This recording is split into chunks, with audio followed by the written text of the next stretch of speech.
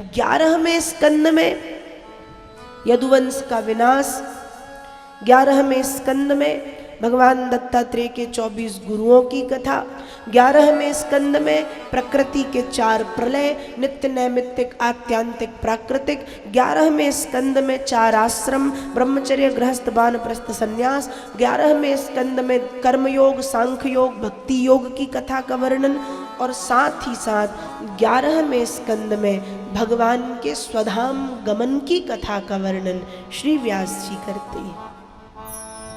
जब यदुवंश का विनाश हुआ, लड़ झगड़ के यदुवंशी मारे गए, आप सबको पता है। इसी सोच में द्वारिका के जंगलों में किसी पेड़ के नीचे एक पैर के ऊपर दूसरा पैर रख के भगवान चिंता में डूबे हुए थे, बैठे थे। उसी समय एक बहेलिया आया, एक शिकारी आया। भगवान का पैर दूर से देखा तो चमक रहा था हिरण की आंख के जैसे। उसको लगा हिरण की आंख है, बाण प्रहार कर दिया। बाण भगवान के पैर में जाके लगा, खून बहने लगा। इसको लगा कि मारा गया, हिरण मारा गया। लेकिन जैसे ही पास में गया तो देखा कि वहां तो कोई हिरण विरण नहीं था। कौन था? भगवान, और भगवान का पैर। तो वो चरणों में गिर पड़ा और हाथ जोड़ के कहता है, अजानता कृतमिदं पापेन मधुसूदनो, भगवान अनजाने में मुझसे अपराध हुआ है, आप मुझे क्षमा कर दें।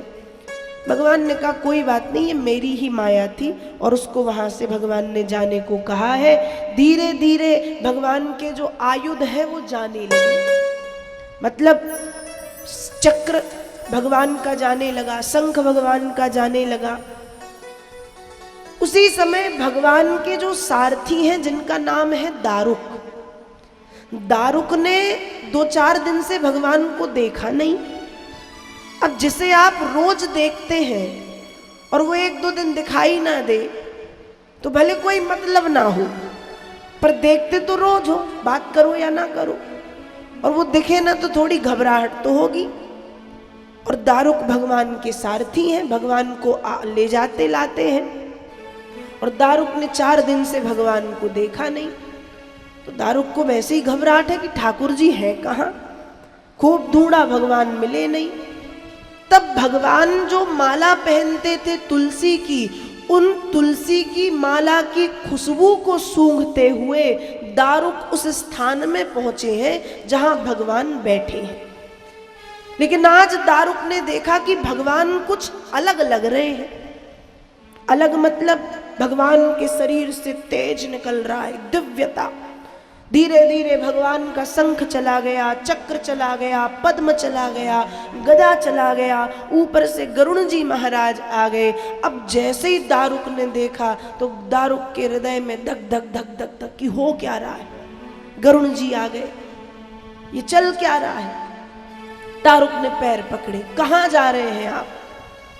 भगवान ने कहा मेरा समय पूर्ण, पृथ्वी पे मैं इतने ही दिनों तक के लिए आया था, और ये तो नियम है ना, जो आता है वो जाता है, और ये नियम मुझ पे भी लागू होता है, इसलिए दारुक अब मुझे जाना है। दारुक रोने लगी कि प्रभु आप ये कैसी बात कर रहे हो, हमको छोड़ के जाओगे?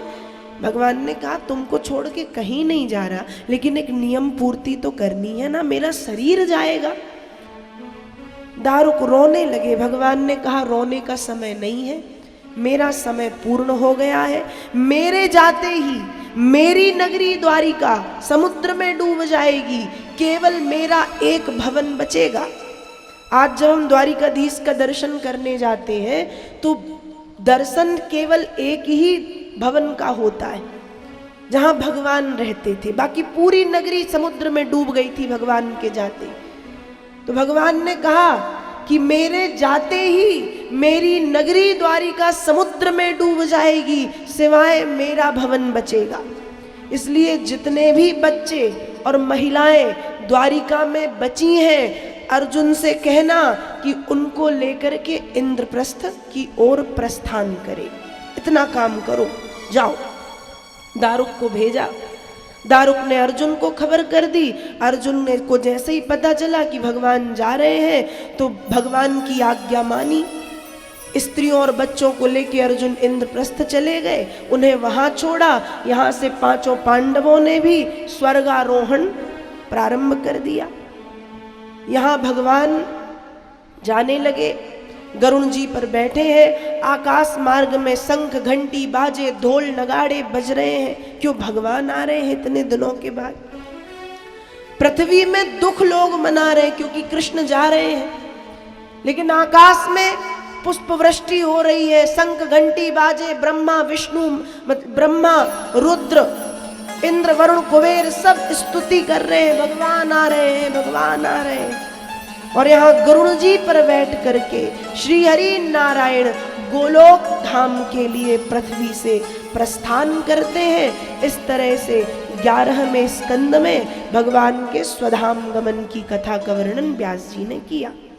भगवान का गमन हुआ, भगवान के जाते ही पूरी की पूरी द्वारिका समुद्र में डूब गई। यहाँ अर्जुन इत्यादि को जब पांचों पांडवों को पता चली ये बात, पांडवों को भी लगा कि जब कृष्ण नहीं है तो हम रह के क्या करेंगे। तो द्रौपदी समेत पांचों पांडवों ने हिमालय की यात्रा प्रारंभ की है और हिमालय के रास्ते एक एक करके पांचों पांडव द्रौपदी समेत स्वर्गारोहण करते हैं, स्वर्ग के लिए प्रस्थान करते हैं। 11वें स्कंद में भगवान का स्वधाम गमन हुआ है। 12वें स्कंद में कलयुग का धर्म, कलयुग के राजवंश की कथा, कलयुग की वंशावली है पूरी 12वें स्कंद में कि कलयुग में क्या होगा। आपने वो भजन सुना होगा, रामचंद्र कह गए सिया से ऐसा कलयुग आएगा, हंस चुगेगा दाना गुन का, कौआ मोती खाएगा। उसी जो वो भजन है ना, वो सरल भाषा में सबको समझ में आ जाता है। उसी का संस्कृत एक प्रकार से मान लो 12वें स्कंद में है कि ये होगा, धर्म भी होगा, कर्म भी होगा, लेकिन शर्म नहीं होगी। बात बात पे मात पिता को बेटा आंख दिखाएगा। बस वही है 12वें स्कंद में। तो 12वें स्कंद में कलयुग का धर्म, कलयुग की वंशावली, कलयुग के कर्मों का वर्णन है। साथ ही साथ सुखदेव जी परीक्षित से कहते हैं, सुनो महाराज, कलयुग तो दोषों का खजाना है, दोषों का समुद्र। कलिर दोष निधे राजन, अस्ति ये को महान गुणा, कीर्तना देव कृष्णश्च मुक्त शंगा परम ब्रजे। महाराज यूं तो कलयुग दोषों का भंडार है, लेकिन इस दोषों के भंडार कलयुग में भी एक महान गुण है। कहा सरकार महान गुण क्या है? कहा महान गुण ये है कि कीर्तना देव कृष्णश्च, कलयुग के लोग भगवान कृष्ण के नाम का कीर्तन करेंगे और मुक्त संगः परम ब्रजेत, और उन्हें मोक्ष पद की प्राप्ति हो जाएगी। कलयुग का गुण यही है बस, कि कलयुग के लोग भगवान कृष्ण का कीर्तन करेंगे और कलयुग में वो पर्याप्त है। तो इस तरह से कलयुग के दोष गुणों का वर्णन किया गया। कथा सुनाते सुनाते सुखदेव जी परीक्षित के समीप में बैठे हैं। परीक्षित सुखदेव जी के बिल्कुल पास में आ गए और हाथ जोड़ के कहते, प्रभु जब पहले दिन भक्ति ज्ञान वैराग्य की कथा सुनाई थी, तभी ऐसा लगने लगा कि एक तक्षक तो क्या सैकड़ों तक्षक आए और आकर के मुझे डस ले। तो उन तक्षकों का मुझे कोई भय नहीं है, क्योंकि अब मुझे ऐसा लग रहा है जैसे विद्यते हृदय ग्रंथि छिद्यन्ते सर्व संशया क्षीयन्ते चास्य कर्माणि तस्मिन् दृष्ट्वे परावरे। मेरे हृदय की सारी ग्रंथियां खुल गई हैं, मेरी शंकाएं समाप्त हो गई हैं, मैंने मेरे अशुभ कर्मों का भी पश्चाताप कर लिया है और अब मुझे मेरे भ्रकुटी केंद्र में भगवान के दिव्य स्वरूप का दर्शन हो रहा है। वर्णन किया, ऐसा बता ही रहे हैं कि वो तक्षक जाति का काला नाग अपने विस्पूर्ण होठों के कोनों को चाटता, अपनी जीभ लपलपाता, फुसकारता हुआ चला आ रहा है। आते आते आते आते इतना सा रूप बनाया छोटा सा, वहां कुछ पुष्प रखे थे, पुष्पों के भीतर प्रवेश कर गया। वही पुष्प परीक्षित ने हाथ में लिए, हाथ में लेके परीक्षित ध्यान कर रहे हैं भगवान का। और जैसे ही परीक्षित का ध्यान संपन्न हुआ, उस तक्षक जाति के काले नाग ने सम्राट कर्मयोगी परीक्षित को डस दिया है। और ब्रह्मभूतस्य राजर से देहो ही गरलाग्निना बभूव भस्मसात सद्या पश्यताम सर्वदेहिनाम। जैसे ही डसा, उसके डसते ही उसके विष की अग्नि के कारण सम्राट कर्मयोगी परीक्षित जल करके भस्म हो गए। और परीक्षित को लेने के लिए भगवान के पार्षद विमान लेकर के आए हैं, और उस विमान में बैठ करके सम्राट कर्मयोगी परीक्षित भगवत धाम के लिए प्रस्थान करते हैं। इस तरह से 7 दिनों तक जब परीक्षित ने श्रीमद् भागवत की कथा सुनी, परीक्षित को मोक्ष पद की प्राप्ति हो गई, परीक्षित को मुक्ति मिल गई। विगत 7 दिनों से आप सभी भी शुभ मुहूर्त में जानकी नवमी वैशाख शुक्ल पक्ष से, आज पूर्णिमा है, पूर्ण तिथि है पूर्णिमा, वैशाख शुक्ल पक्ष की पूर्णिमा तक बड़े सुंदर रूप से श्रीमद् भागवत की कथा आपने श्रवण की। और एक तरफ माँ नर्मदा का पावन तट, दूसरी तरफ यज्ञ का कार्य, माँ भगवती जगत जननी जगदम्बा की आराधना का कार्य, सच्चंडी यज्ञ चल रहा था। तीसरी ओर छोटे रूप में है या बड़े रूप में, पर कथा तो कथा है, श्रीमद् भागवत की कथा आपने श्रवण की।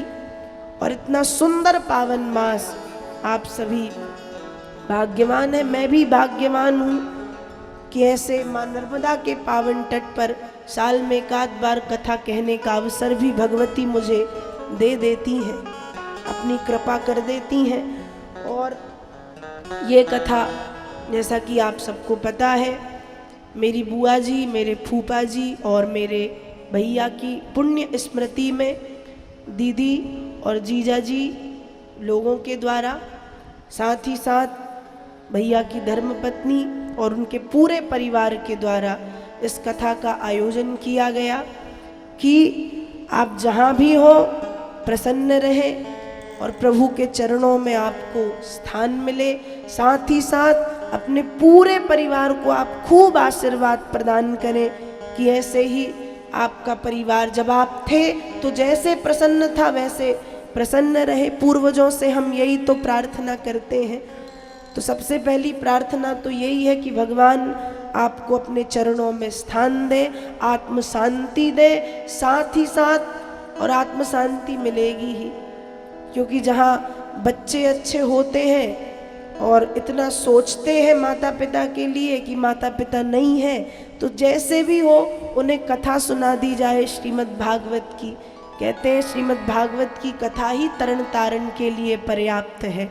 तो जहाँ बच्चे ऐसे हों, जहाँ मुझे कहना तो नहीं चाहिए क्योंकि मैं बहुत छोटी हूँ, फिर भी जहाँ ऐसे दामाद हों, जहाँ ऐसी पुत्रियाँ हों, जहाँ ऐसा परिवार हो, वहाँ आत्म तृप्ति और संतुष्टि मिलना कोई बड़ी बात नहीं है, प्रभु की कृपा।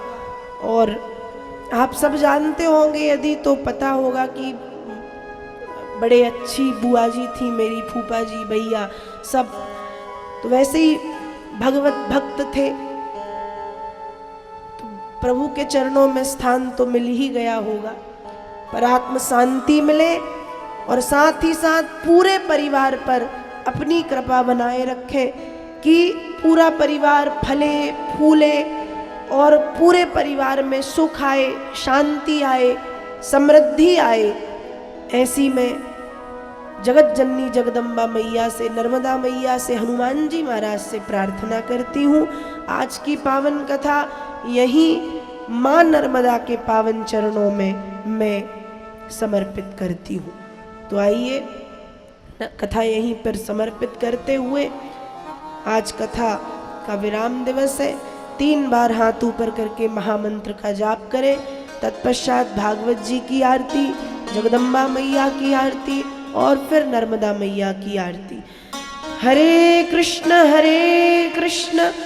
कृष्ण कृष्ण हरे हरे, हरे राम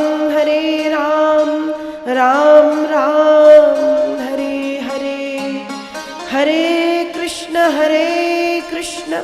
कृष्ण कृष्ण हरे हरे, हरे राम राम राम हरे हरे, हरे कृष्ण कृष्ण कृष्ण हरे हरे, हरे राम